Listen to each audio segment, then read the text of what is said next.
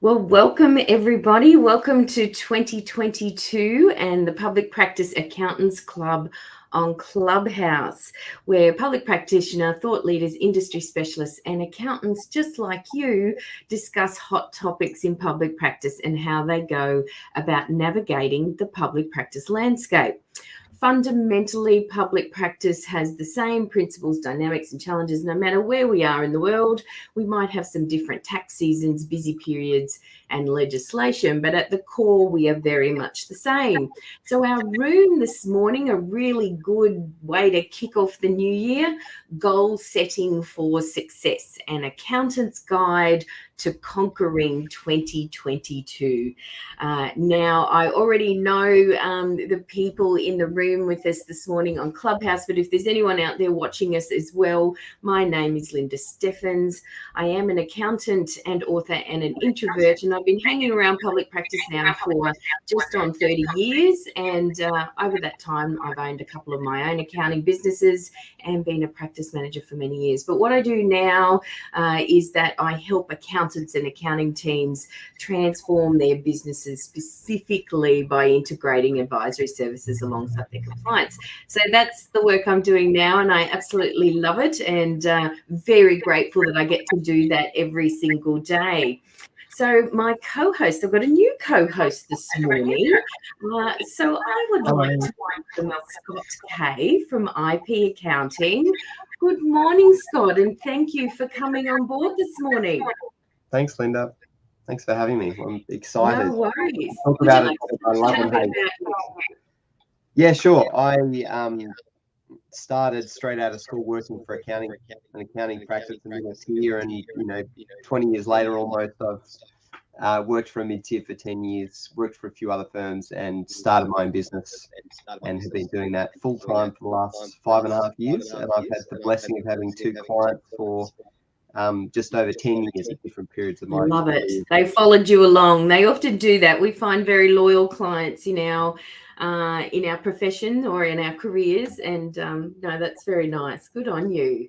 And thank you again for joining me. Sitting on my lap, and I've got a 5-year-old daughter, and she and my daughter and my wife are still asleep at the moment. Oh, my wife might be up actually. Still tucked away in bed. Oh, good on them. It's still holiday time.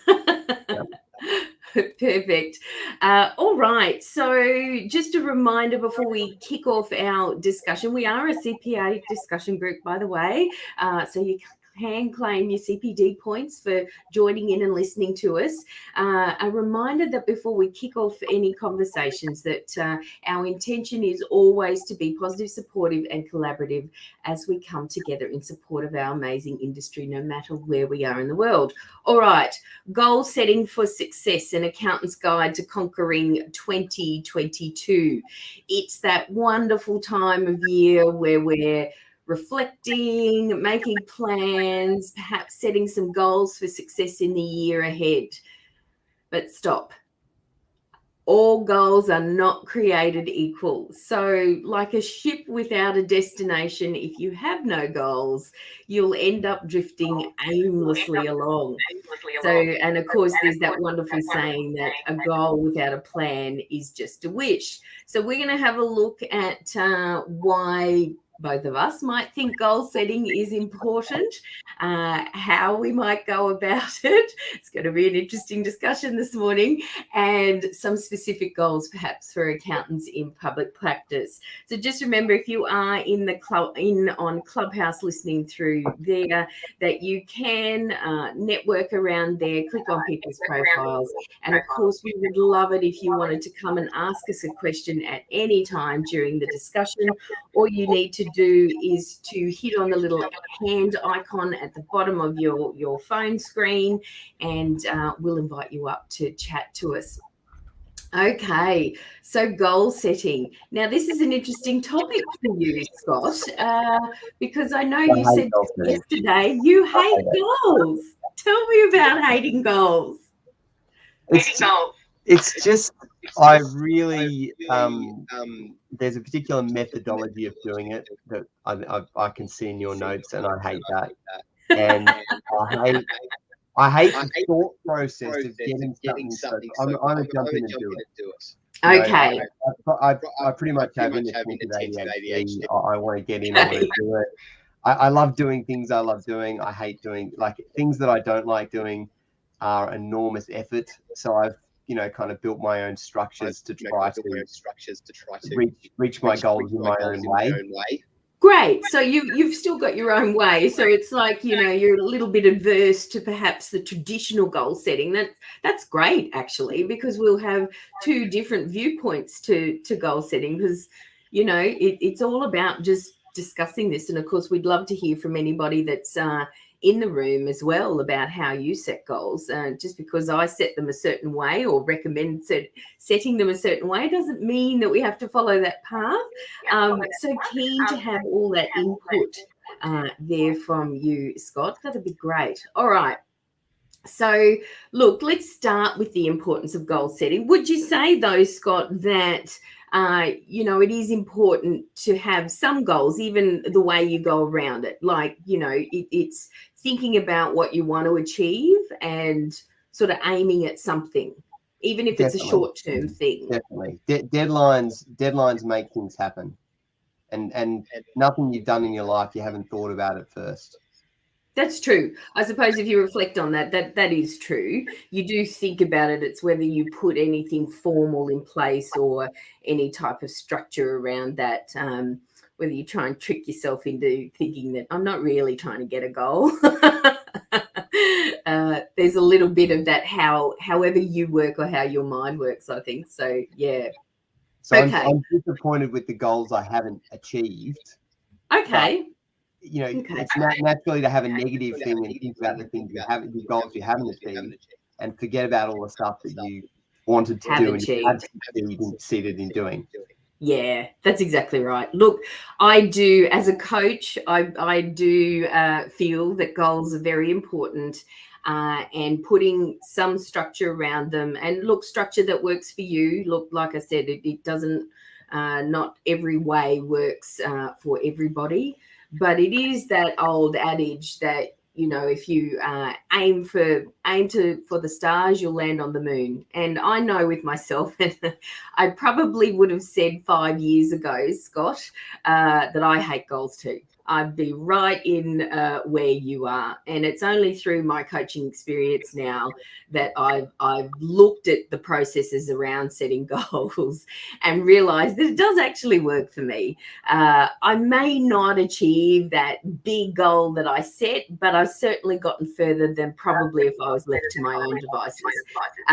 So I like to say that setting goals is, not so much about achieving it, but for us and for accountants and the accounting world, I think it's narrowing our focus. It's narrowing our focus, our attention, and also our resources, so that we can sort of hone them into one direction to help us focus on something and achieve something. So goals also too, I think, encourage innovation. I think it's let's look at things differently. I think goal setting too can help us, get outside of our comfort zones a little bit, help us to maybe think outside the box, which for some of us can be a little bit tricky. There are different ways of doing things always out there. And, when we're talking about innovation and change, and we've certainly had a lot of change and things to do with over the last couple of years, and we will continue to do so. Change is not going anywhere fast, and it never will go away. And so innovation is all about making mistakes, testing and trialing, and goals form a bit of part of that, a good part of that process. So I think we can find a happy medium between that.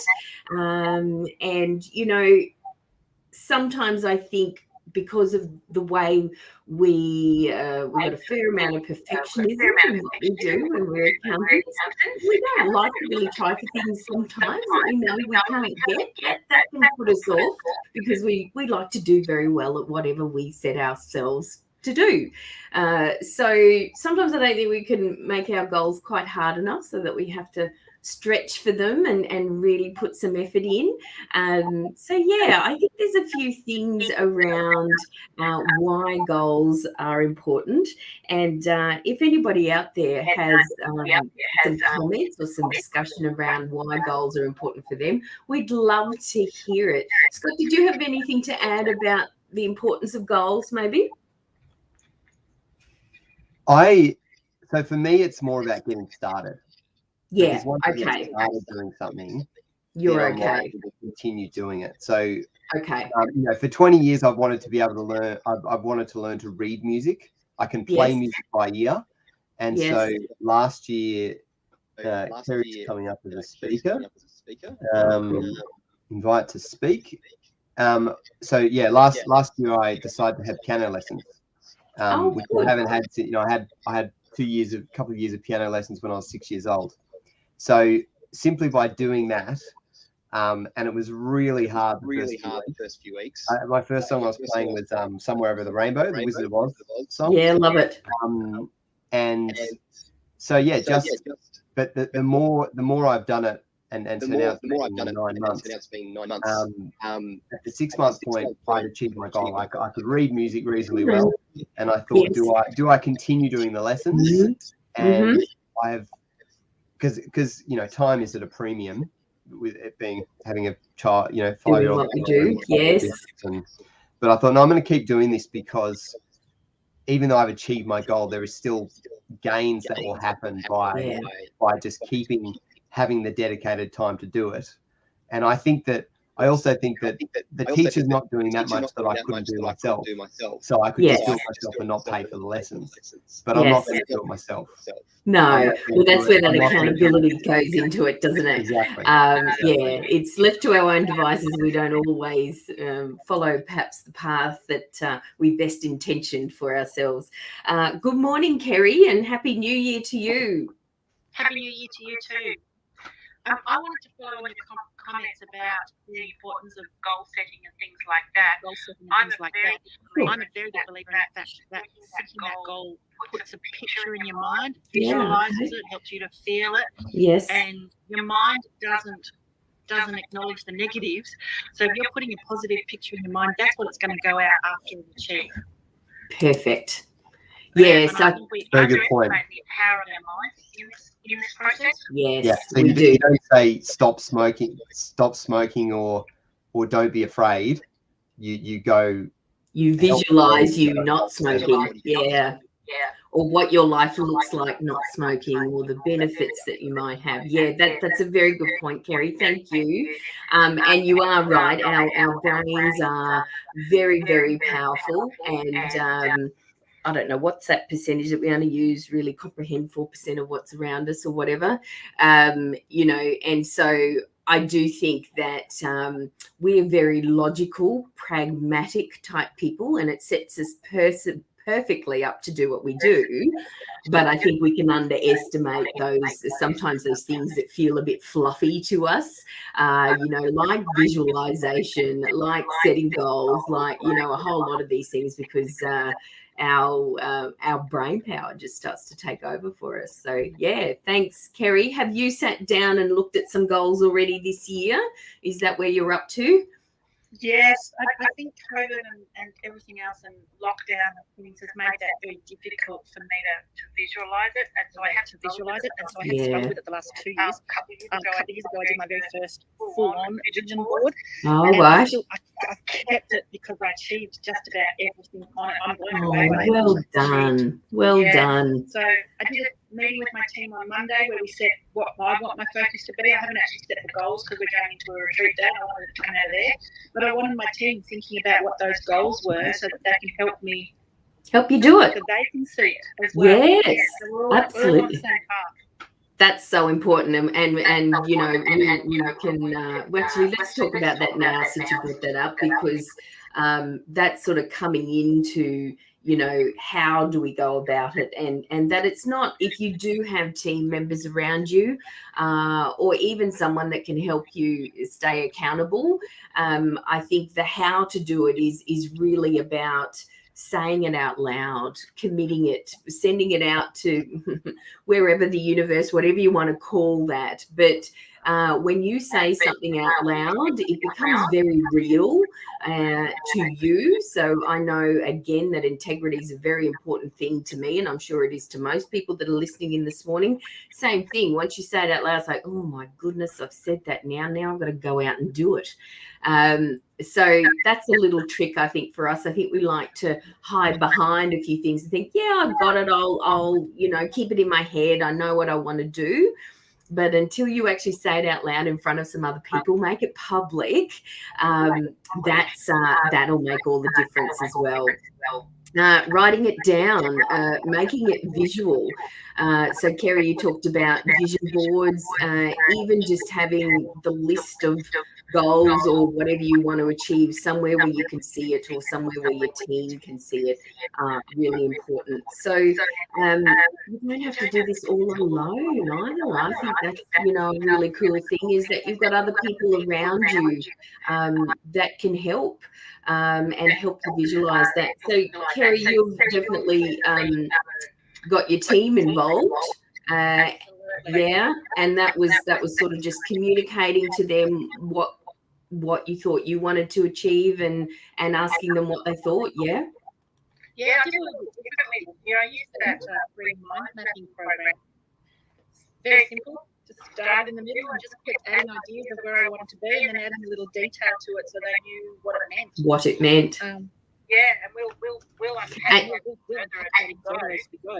Yes, and I was going to say that was another one of my points to chat about, was really if you've got a team around you, and particularly where there's team goals or firm goals, even some personal goals, if you're wanting your team to perhaps help you out with some work-life balance stuff, or getting yourself out the door, and they can help you with that as well.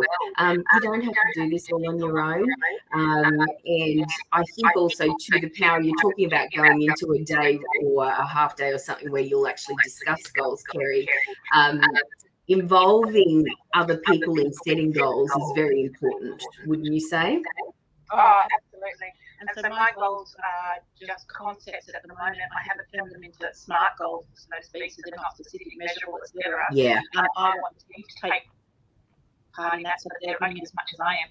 That's exactly right. And when it comes to setting goals with anybody else, they certainly need to be involved in that. There's no reason why we can't facilitate to where we want to go and have some specific ideas in mind, but very much you need them to own them, because no one likes to be told what to do, and if you're just being told what to do, then that just takes all the fun out of it, really. It takes the motivation away from it.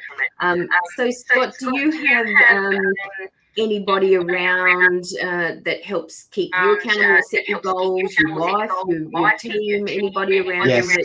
Yes, my wife does, and I've got a business coach. Okay. And I have a 15 to 25-minute chat each week with my mum. Love it. And so she prays for me each week. I tell her about the issues that I'm having and where I'm at, and then she prays for me. Oh, love it. Fabulous. Good old mum. You can't forget mum and our family members. I think, as I was saying, even just saying things out loud, if we're a bit edgy about some of our goals, I think the best people to say it to is family and friends.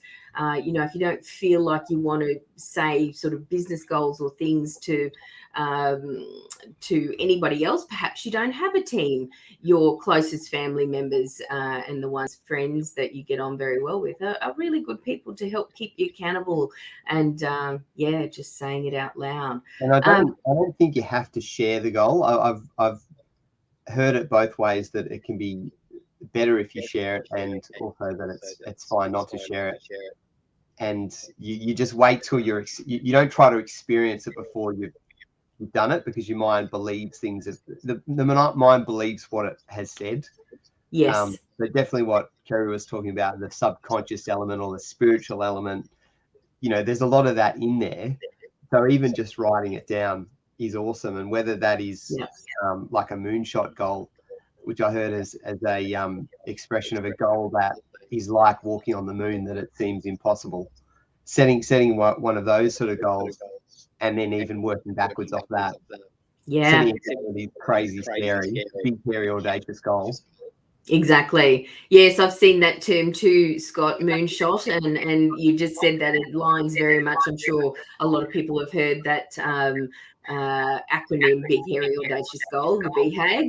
And so, yeah, and working back from that, so writing it down, yes, I don't think you necessarily have to share it as well. I think just saying it out loud is a whole different concept for us who come to the accounting world. We're really great at processing and solving problems with our minds. That's what makes us amazing in accounting and tax and everything we do. But something that can let us down is that with our communication, that we don't say things out loud enough, because I think sometimes too your brain will process that a little bit differently. So even if you say your goal out loud to yourself, write it down and read it out loud. There's a visual reaction that happens with that as well. So yeah, I'm a big person for talking out loud, but I have to. I am like every other accountant around. It's not my natural go-to. I'm thinking about it. I have to concentrate or make an effort to sort of talk out loud, even if it's just to myself or to the chair or something like that. So I'm sure my neighbours think I'm a little crazy, but I'm often talking to myself, walking around our apartment. So. All right. So there's some of this too. I think, Scott, right at the get-go, you said, don't, hate goals.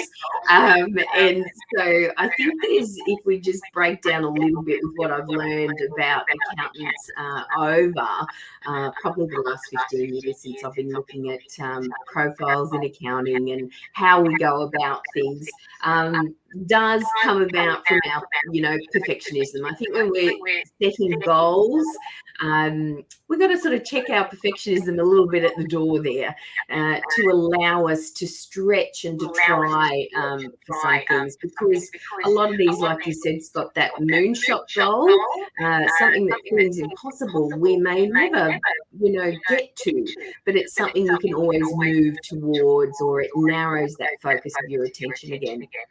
Yes. I also, sorry, you were just going to say something? No, I agree. Totally agree. Okay, cool.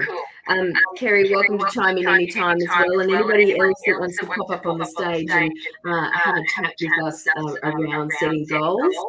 And so taking action is another thing that I think we can challenge ourselves a little bit. And we've had plenty of challenges over the last couple of years.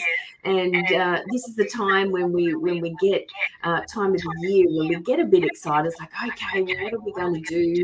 How are we going to go about it? When we start off fresh, we might have had some holidays, hopefully, and some rest and relaxation time.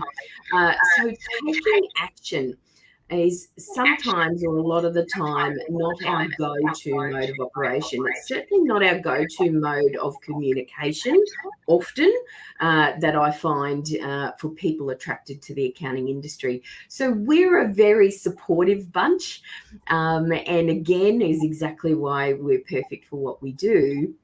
So we like to participate in other people's goals. We like to help other people. We like to support them. And but what that's not doing is it's not actually helping us with our own goals.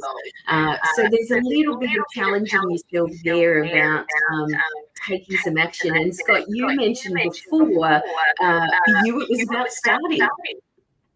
That's right. That's right. Yeah, that's setting time in your calendar and just doing it, or even sometimes doing things when I've thought about doing it. Yeah. And you've got your, like you said, you've got your support network around you to sort of probably give you a little nudge every now and again around starting or what these things look like, or to keep going down the path. Yes. My wife gives me lots of nudges to keep going on things. Or does she? That's great. I do think we need somebody around us, and if you don't have you know, friends or family or team members, a mentor or a coach. You mentioned all of those, Scott, you know, and so that certainly has those people around you, because there'll be days where it gets really hard. There's days that are hard. We don't have to take that all on our shoulders. Kerry, you'd be one for surrounding yourselves with that supportive network as well. Absolutely. I was just thinking to myself when you make those comments about a couch life to support others. Yes. Oh my goodness, that's why I like to always do it in a group and call on my friends, and we sit in my boardroom and love it. planning days. Yeah. I'm not sure that I get a lot done because I think I'm providing too much support. You're out there helping everybody else. Well, that's a wonderful thing, though. Makes your heart sing. Yeah, that's right. Sometimes, you know, because that is our nature to be supportive, we do have to put ourselves first. And, you know, we want to achieve for our families and for our own professional careers, also, you know, success in business, whatever that looks like for you.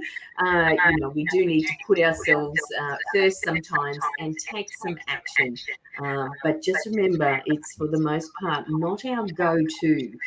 So it's something we have to challenge ourselves on just a little bit.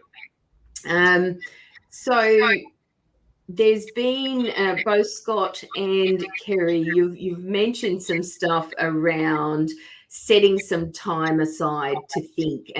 Scott, you just said about putting some time in your calendar. I think right from the get-go, setting some goals is going to take some time, right? But it's better to start it and do it imperfectly. Absolutely. I think the saying, George Patton, I think it was a violent plan executed now is better than a perfect plan next week. Yeah, exactly. And I think, you know, there's a Chinese saying about the best time to plant a tree. You know, it was 20 years ago, the second best time's today. So, you know, it's really about getting started. And I think a challenge that we'll often find in accounting too is, again, that we're fabulous technicians, again, fabulous with what we do in public practice and everything we help our clients with. Sometimes it can be a bit tricky to get out of that working in our business rather than working on our business or on ourselves personally or professionally. So we can get very tied up and weighed down with the client work, the client demands, deadlines and all of those things. So Scott, how do you come out of that working in and get to the working on? Is there some sort of schedule that you have for that, or what does that look like? No, my problem being with ADHD is that I have the problem sitting down and doing the things I don't want to do. So I have no problem. I have no problem working on my business, and you know, so whenever I do something, I'm annoyed by it, and I want to develop a template to make it easier. So, you know, I might spend half an hour saving myself a minute down the road. So that's a bit unusual compared to other people. Yeah, okay. So that would have been a challenge for you doing that, you know. Sorry, Kerry, what was that? I am so much the same. Are you? So much time in Quad B at the moment. It's amazing. Yeah. So you end up getting more distracted on the working on than the working in could be a bit more challenging for you guys. Yes, because you want to fix. You just want to fix problems, and that's novel and new and exciting. Yeah. And you know, rather than do the hard work of working out where someone's job is at or fixing a job, or like it's less about the job. I find it more the emails. I hate replying to emails because you know, I've got to look up what the person's asked me, and I don't know how to say. I prefer to speak to them. I don't want to say something confrontational to them, and email has no tone and all of that. Okay. All right. Cool. So I think probably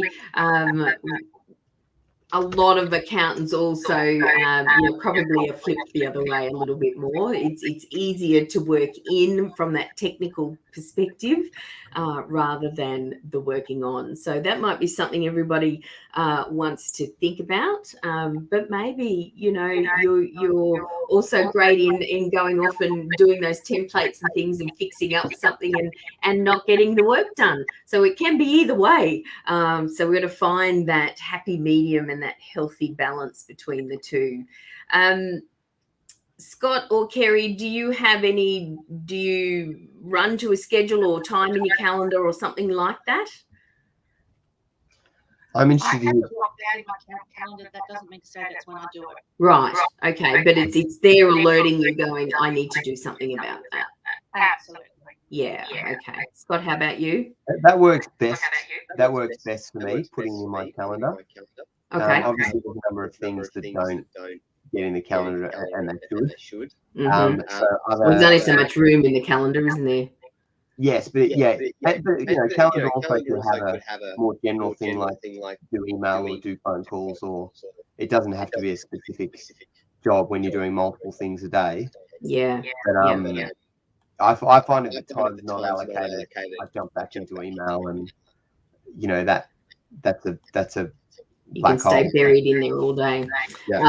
Yeah. All right.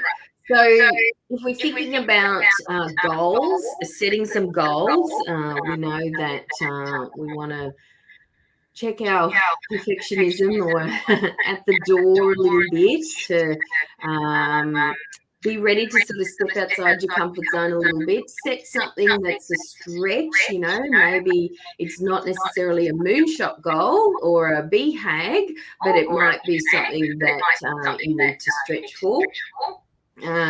I think the thing too around once you've got that goal, something I think that we don't always think about is our path to that goal.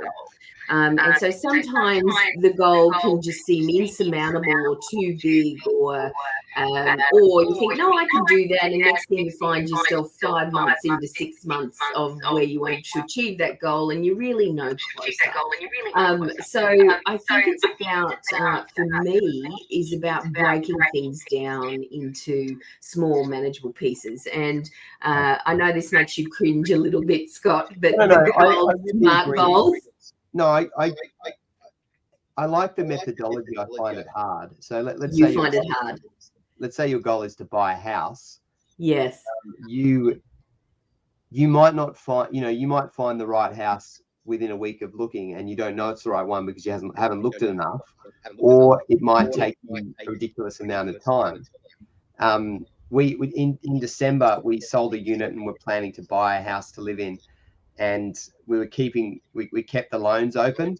And then the bank told us just under 2 weeks before we were going to settle that we needed to sign a contract to a new house before they'd let us settle on the old house and keep the loans open. They would settle it and close the loans and give us the money, but that wasn't what we wanted.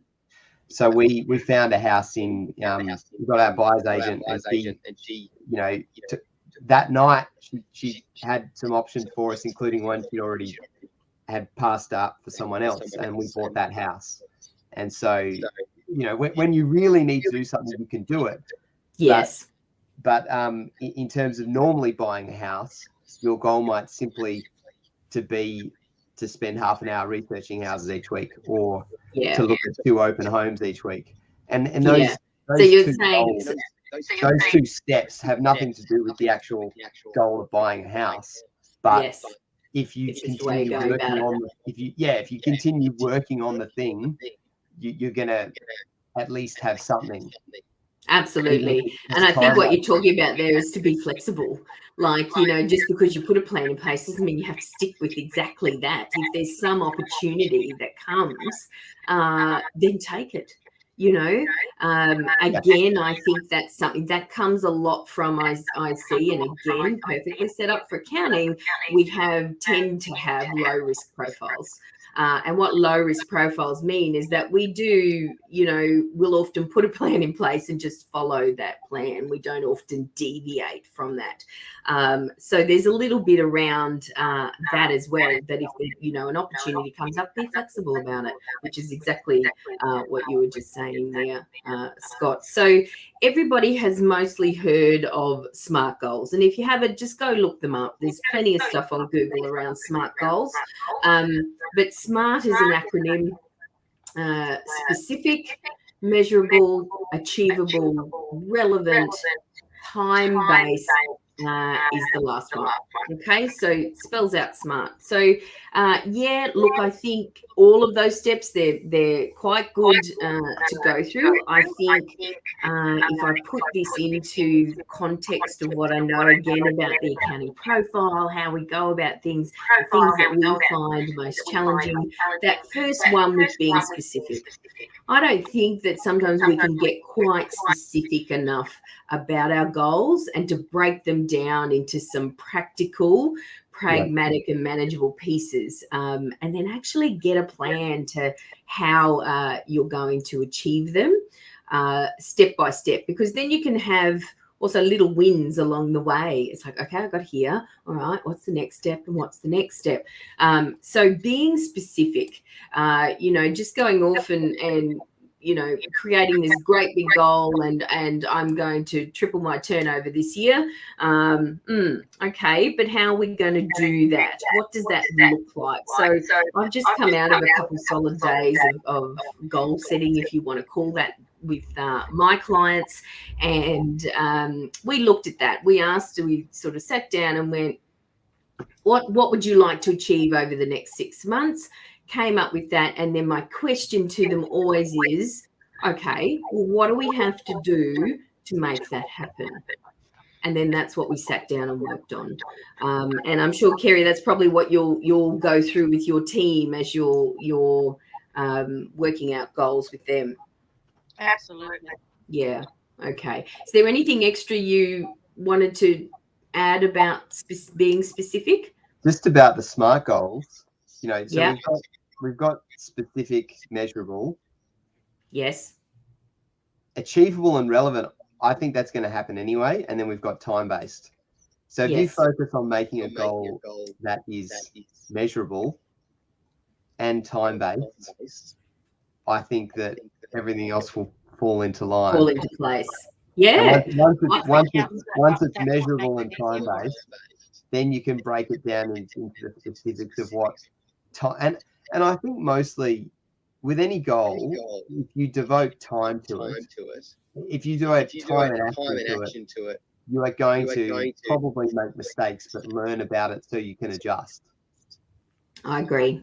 Absolutely. And that's what it's all about. As I was saying at the top of the hour, was all about innovation, right? This helps us look at things in a different way, get out of our comfort zones a little bit. How can we do it if this plan's not working? Let's look at something else. Kyelie, you were just saying something about measurable. I think that does make it easier for us. We love measurements. We love to analyze things. What I think we can do is overcook it. Yeah. So my note beside measurable, my notes is that it must be easy and it must be visual, or you simply won't do it. If it involves downloading, if we're talking about numbers, downloading a monthly P&L that you haven't got up to date until the third week of the following month or something like that, and it involves you've got to download it into export to Excel and make 60 different adjustments to actually get the number that you're happy with, that you're measuring against, what do you think is going to happen with your measurement? Nothing. That's exactly right. Unless you can delegate it. And even then, is it like, do I really want my team working on that when they could be doing some highly valuable client work? Probably not. Yeah. So, yeah. Sure. Very effective. Yes. For most people, but some people it's got to be around a feeling. Yes. So for me, I'm an audio kinesthetic person, which means that I've got to feel what it means. Feel what it's like. Grasp doesn't really do it for me, even though I'm an accountant. You know, for me, it's got to be about it's removed some time pressure for me, or it's given me some time to do something else, or whatever. And most of mine are. So, do you find yourself reflecting on that a little bit? Absolutely. Yeah. And so the outcome for me is about how I'm going to feel when I've made that outcome. Yes. And also then you would, as you're going through trying to achieve the goal, you would reflect on those little feelings that you've already got. Yes? Absolutely. Yeah. Okay. Oh, that's a good one. Feeling. There we go, everybody. So, yes, easy visual feeling. So, yes, we all learn in different ways. And that would be something, if you don't know how you best learn, you know, you might have some ideas, but you can have a look at how you best learn things. There's a lot of different ways. Audio. Yes. Or what will motivate you, Kerry, as well. Carolyn's got a thought as well here. Sorry, Scott. Carolyn's got a thought as well, it seems. Hi, Carolyn. How are you going? Good morning, Linda. Good morning, panel. I just want to elaborate on what Kerry's saying, because I've done some research. Of course you have. There's science behind why we use things like vision boards and why we take that emotion of that goal. There's a part of our brain that doesn't understand language. Yeah, okay. I think it's the amygdala. Yes, that's the part of our brain. right. But there is a part of our brain that doesn't actually understand language. So, you know how we hear people say, oh, you've got to say these affirmations 1,000 times a day. That's really good. That's really good. That keeps you focused on your goal. But can you use things like visual cues, like a vision board, or, you know, you might have a great picture of a thermometer. I want to make $10 million this year and colouring the stage as you go. Yes. It's a visual thing that actually helps create that, the momentum of your goal. So if we know what we think about is what we focus on, and what we focus on is what we tend to achieve. So there is science behind it all. I'm sure there is. It's not all just the fluffy stuff. Yeah. No, it's not just a new invention that's created a vision board because it's a trend. No. There is science behind it all. Yes. Thank you, Carolyn. Very much appreciate it. So yeah, and I think what we're seeing here too is, as we're talking about this, there's all these good ideas, but again, these are going to take us time. So we're going to have to dedicate some of our time resource to doing this if we want to really do this properly. So I think that's the first thing we need to overcome. The only negative to taking action and spending time on something, I had a goal to be able to go down a skateboard ramp. Yes. And so I you know, there's some smaller ones at the skateboarding park. I did that, and then a week later, I thought, oh, I want to try to accelerate my progress. Wow. Yeah. And I had someone film it, and it was the end of the Olympics. I was all inspired. I still have a sore hand 5 months later. Oh gosh. You know, it's fine, but you know, I've set myself back because I went too hard. And I think as accountants, that's going to be less of our problem. It's going to be much more. It's much more better if we jump in and do it, and you know, do it live on social media, or be courageous, or you know, jump up and talk in Clubhouse. Like, it's much better generally as accountants with the risk profile if we go and do the thing, because then you get learning.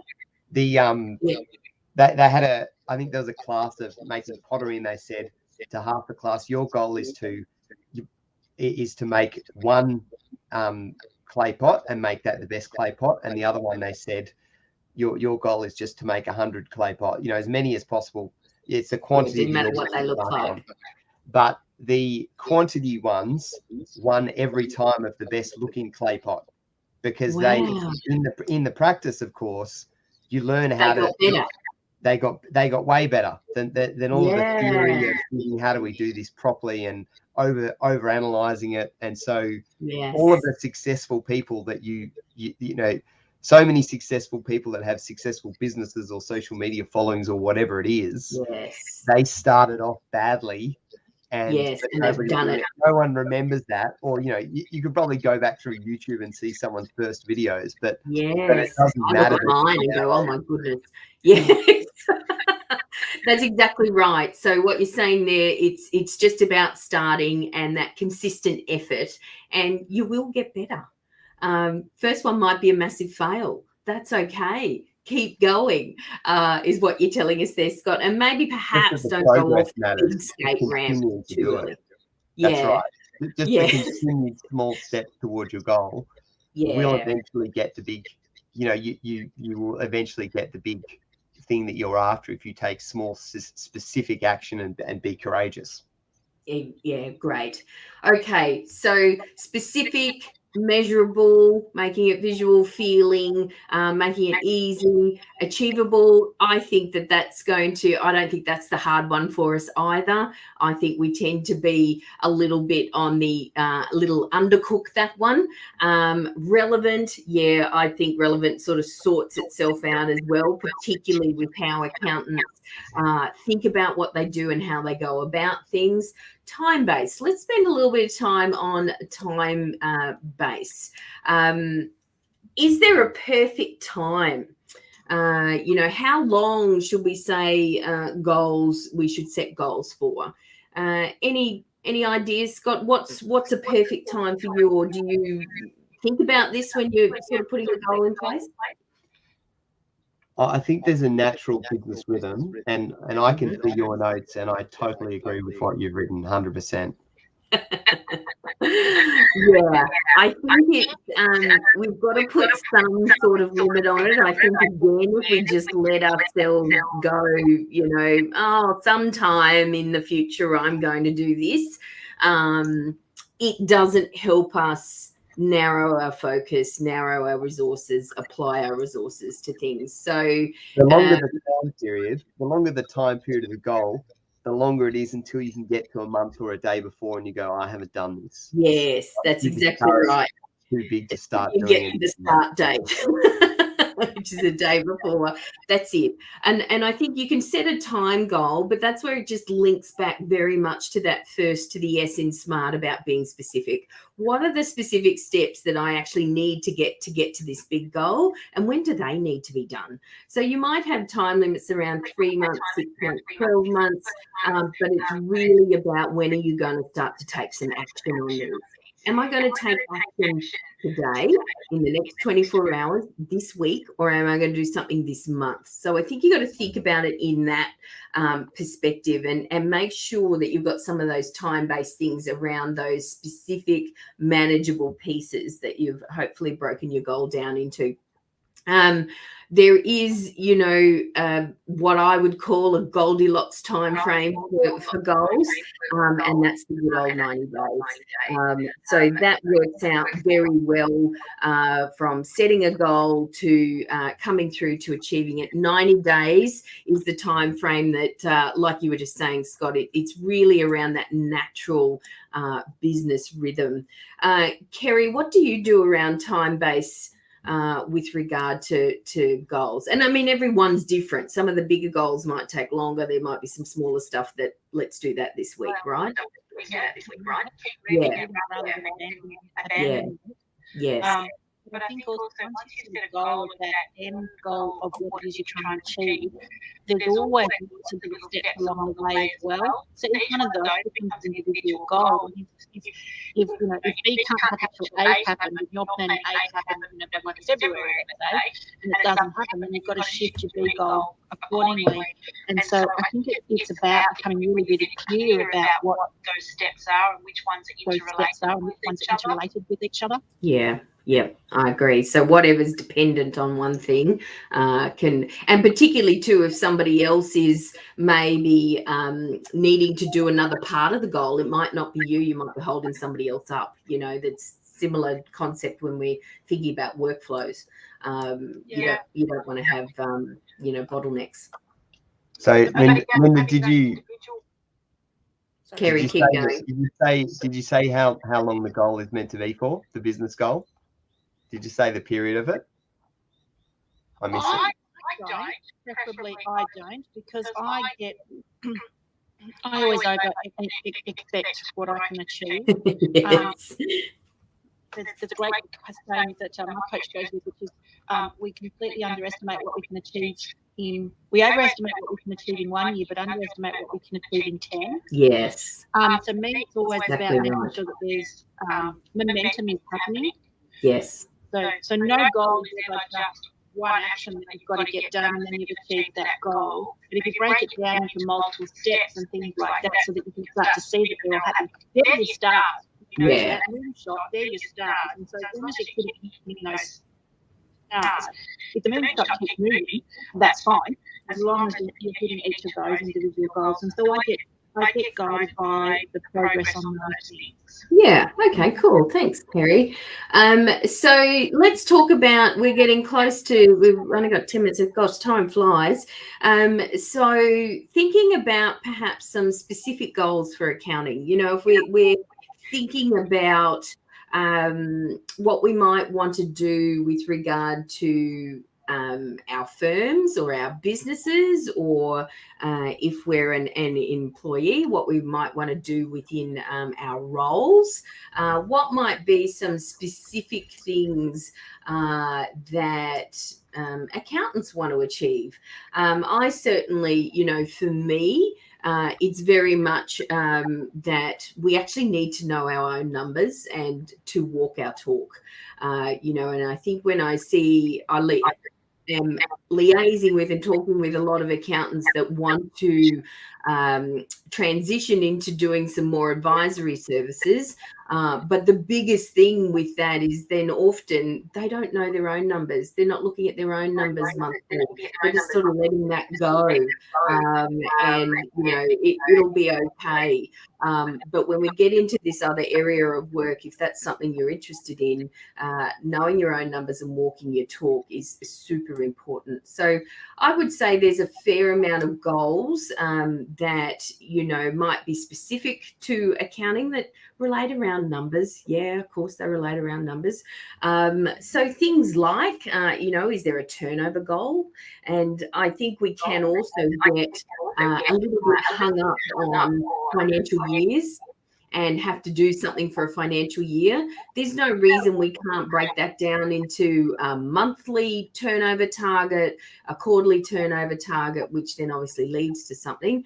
But, you know, we can start to set turnover goals or numbers goals, you know, at this time of year. It doesn't always have to be done in July. So I think we can sort of throw out that as well. You can do it a couple of times a year. And I'd actually reckon coming together a couple of times a year is a great time, whether that's in January or July. But I think there's good things. So, Scott, do you have any specific sort of accounting type things that might help others out there with regard to goals? Not a lot, as I said, because I find them hard to set. Yes. I've been inspired to do a monthly budget of jobs in and jobs out, and you know, try to really drill down into a yearly budget of what compliance work is going to come in. Yes. To then, you know, work backwards off from that turnover and gross profit and kind of and an expense budget, and really drill down into my own numbers of what I'm expecting to happen in the next 6 months and year. Yeah. Okay, cool. And Kerry, how about for you? You'll love my main goal for this year, Linda. It's to get 40 clients onto monthly accountability programs and offices. Yay! I love that one. Who knows? Dion came to me with a question after a session. She'd done something else and said, "Oh, no, I'm trying to work out what your goal is, Kerry." I went, "Oh, well, funny you should say that. Last night I went, I want 40 clients on monthly accountability program." Love it. And again, it was in that feeling. I got rooted into it. It's the only thing I'm thinking about. What can I do now? I don't want to do tax returns. I want to do this. But I haven't set some time frames on that. Okay. So I'll break that down and have mini goals. Break that down and have mini goals. That's all working towards that. Perfect. And I think like what you both said there, sometimes we can get a bit too focused on those traditional things of the actual numbers, the turnover, the gross profit margins, and whatever that looks like. I wouldn't even worry about net profit margin. You do your turnover, your gross profit right, which is around your efficiency, the net profit will sort itself out.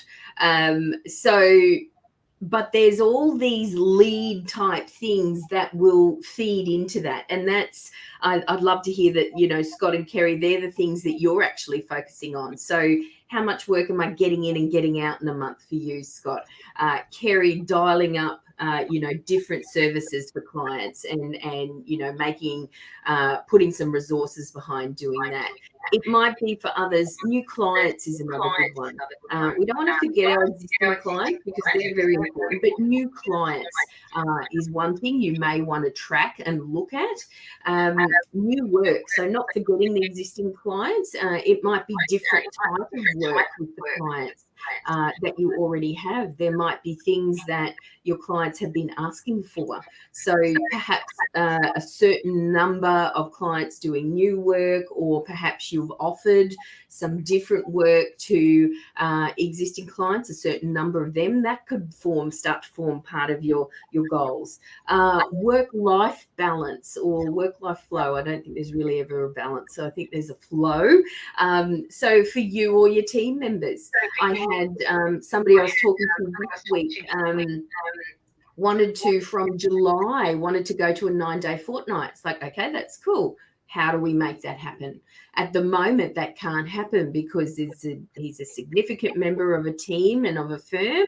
And for him to be away that often, it would probably impact how the team works. So we've got to work on the next 6 months, all of those little specific things that's going to allow him to do that. So the fact that he has now said it out loud, it's taken him 12 months to say that out loud, but he has, and that's what we're focusing on. So work-life balance, or even flexible work. You know, we've had all these things thrown up over the last couple of years around remote working and flexible working. There might be some goals around that too. So I think the thing is we have to get so hung up on just stock standard numbers because there's a lot of drivers and a lot of you know, lead things that you can do that will get you to your numbers. Scott, Kyelie, any comment on that? Yeah, the leading indicators rather than the lagging ones. Yes. Like the lagging is what it is. The buying the house is what it is. You can't measure that, but you can measure how many open homes you've been to and how much time you spent researching. So worrying about the stuff that you can manage, and then hopefully as the process works out, then the stuff, you know, you should be able to meet your goals if you at least focus on doing the stuff, doing the work. Exactly right. Yeah, it's that consistent, those small things, consistent approach, small changes, the butterfly effect, you know, another scientific thing that is there in nature that, you know, invariably will happen if you just do the small things. All right. A little by little, a little becomes a lot. It certainly does. Absolutely does. Add the comment that I've set quite a few goals and I'll have to prioritise. But when I sat back and looked at it, what came out to me was that there was an overall theme amongst all of it. Ah, interesting. Yeah, it was. And to me, that theme was in every single one of those steps, it was about my team stepping up and taking over that so that I wasn't quite so responsible for every step of the way. That I was able to delegate effectively. Yeah. And that's quite interesting to sit back and reflect and see that theme coming through everything. Fabulous. And so you being able to even, and that's hard when you're in, you know, you've come through things, you've closely controlled, you know, everything, and you've looked after this business, and next thing you've got team members that are there that could possibly do it. Yes, they need to step back, but then also the challenge, I'd imagine, Kyelie, is being able for you to let go and to step back. I don't know what you're talking about. Oh, yes, you do. Yes, I do. Well, that's a challenge for all of us. Don't worry, I'm not singling you out, as you well know. That's for all of us. All right. Okay. So, gosh, time has flown. We're right at the top of the hour. So thank you, everybody, for joining us for this discussion. And we won't be back again next week here in Australia. If you're tuning in from anywhere else, we have our National Australia Day, our holiday, public holiday. So that is Wednesday the 26th. So we won't be here next week, but we certainly will be back on February the 2nd, and hopefully everybody's back from holidays by then and really kicking along some goals. So we're kicking off February with Is It Time to Sell? So that's a nice meaty topic, and I'm sure we'll have Kyelie back on board for then as well. But I know often from time to time when you practice, some days you're just like, I'm selling. Is it really time to sell? So that's going to be an interesting discussion. So please, I'd invite you all to join in on that one. Thank you for everybody who participated this morning. Big thank you to Scott for filling in at last minute. So appreciate that very much. Scott, is there anything you'd like to leave us with today? No, just don't get down on yourself. The whole thing is the continued action. So failure is part of the journey.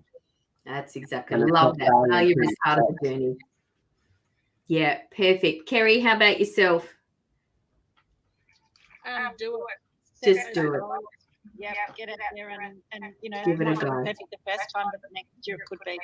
Oh, great advice from everybody. So thank you, everybody. I hope you have a wonderful day, and we won't see you next Wednesday, but there's always replays on Clubhouse that you can look at, or the YouTube channel is there as well. So there's plenty of stuff that you can always have a look at if you've set this time aside for some professional development for yourself. So not next Wednesday live, but the Wednesday after. All right. Thanks, everybody, and we'll talk to you soon.